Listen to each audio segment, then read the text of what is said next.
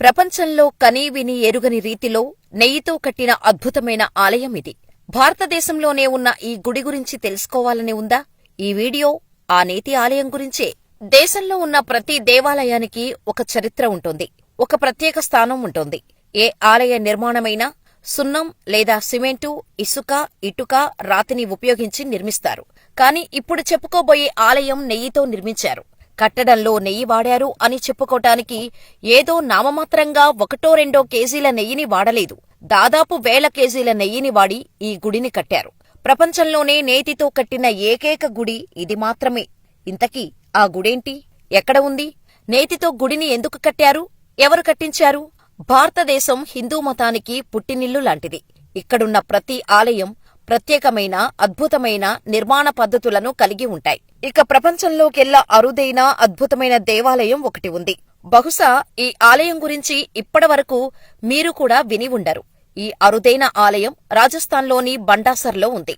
15వ శతాబ్దంలో బండాషా ఓస్వాల్ అనే సంపన్న వ్యాపారి ఈ ఆలయాన్ని నిర్మించారు. జైన మతంలోని 5వ తీర్థంకరుడైన సుమతీనాథ్కు ఈ ఆలయాన్ని అంకితం చేశారు. అనేక జైన దేవాలయాల మాదిరిగానే ఈ ఆలయం కూడా చూడచక్కని శిల్పాలు, రంగురంగుల కుడ్య చిత్రాలతో అందంగా, ఆకర్షణీయంగా కట్టారు.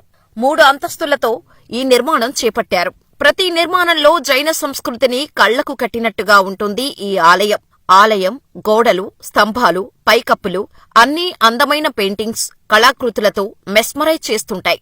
జైన తీర్థంకురుల జీవితాల గురించి ఈ పెయింటింగ్స్ లో అద్భుతంగా వివరించారు నాటి కళాకారులు. ఎర్ర ఇసుకరాయిని ఉపయోగించి గోడలు, స్తంభాలు, మండపాన్ని నిర్మించారు.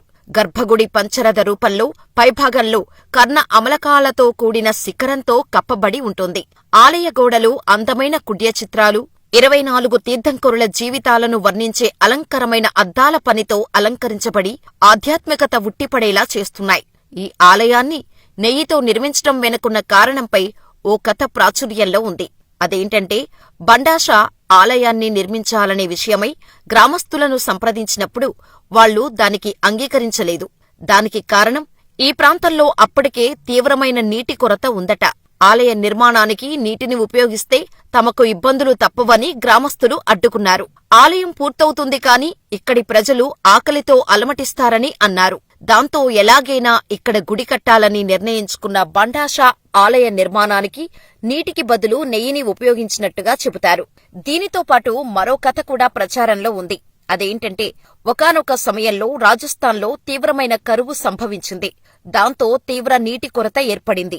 ఆలయ నిర్మాణాన్ని అప్పటికే ప్రారంభించిన బండాషా ఓస్వాల్ పునాదుల్లో వాడటానికి నీటి కొరత ఉండటంతో అందుకు ప్రత్యామ్నాయంగా నెయ్యిని ఉపయోగించాలని నిర్ణయించారు. ఇందుకోసం 40,000 కిలోల నెయ్యిని పునాదుల్లో వాడారు. ఎండ తీవ్రత ఎక్కువగా ఉన్న రోజుల్లో కొంత నెయ్యి గుడినేల గుండా వస్తుందని భక్తులు చెబుతుంటారు. అయితే నీటికి బదులుగా నెయ్యితో ఆలయం నిర్మించారనే వాదనను కొందరు కొట్టిపడేస్తారు. అలా చేస్తే గుడి పడిపోతుందని అంటారు. మరికొందరు మాత్రం నెయ్యితో కట్టడం వల్ల ఆధ్యాత్మిక కారణాలు కూడా ఉన్నాయని చెబుతారు.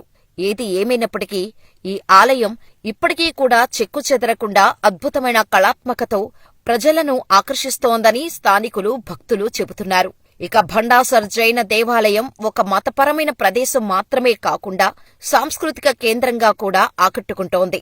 దీన్ని భారత పురావస్తు శాఖ సంరక్షిస్తోంది. ఆలయం కళాకృతులు, వాస్తుశిల్పం సందర్శకులను అబ్బురపరుస్తున్నాయి. ఆలయ నిర్మాణంలో నెయ్యి ఉపయోగించటమనేది అప్పటి ఇంజనీర్ల అంకిత భావం, పనితనాన్ని సూచిస్తోంది. రాజస్థాన్లో కఠిన వాతావరణ పరిస్థితులను ఆలయం తట్టుకొని నిలబడుతోంది. అక్కడికి వెళ్లిన వారు తప్పకుండా బండాసర్ జైన దేవాలయాన్ని దర్శించుకొని రావాల్సిందేనని పురావస్తు శాస్త్రవేత్తలు చెబుతున్నారు. ఇదండి నెయ్యితో నిర్మించిన ఆలయ వివరాలు. మరి ఈ